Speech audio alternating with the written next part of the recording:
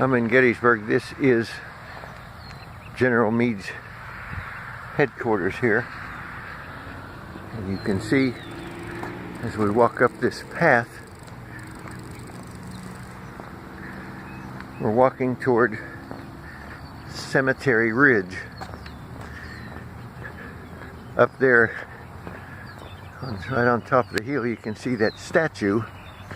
That's General George Meade on his horse.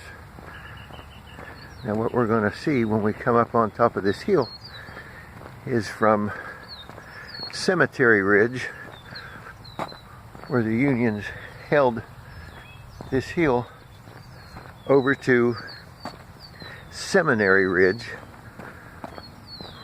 that the Confederates held. And when we top this hill, we're going to see the scene of the famous Pickett's Charge across a mile of open land, and facing insurmountable odds. All the cannon fire from right up here where we're going, we'll see the cannons. Cannon fire and 6,000 rifles that just mowed them down. And they knew that, but charged anyhow. Just a last effort to win the war. So, very historic place and sad place, knowing how many people died in this field that we're going to see. You can see the monuments over there.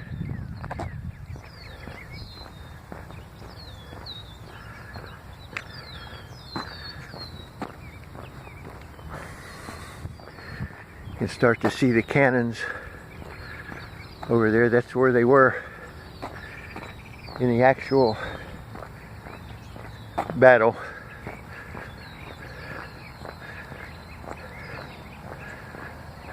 Here's a good shot of Meade on his horse overlooking the battle. Now you can start to see the rock wall and the trees way in the distance over there, and that is where Pickett started his charge. Had to come clear across a mile of clear land to try to overtake this position. What they were aiming at was those highest clump of trees over there. That was the point where they were aiming to. And you can see the cannons here and the cannons here in the wall. You can see, my gosh, what a long way. And that's where they started. Hard to believe. Started their charge clear into the trees you can see over there. And you can see how the cannons are aimed right at there. You look down the cannon barrel and you can see they're aimed right at the trees over there. So they just ran right through this cannon fire. Hard to believe. And the whole field was full of bodies.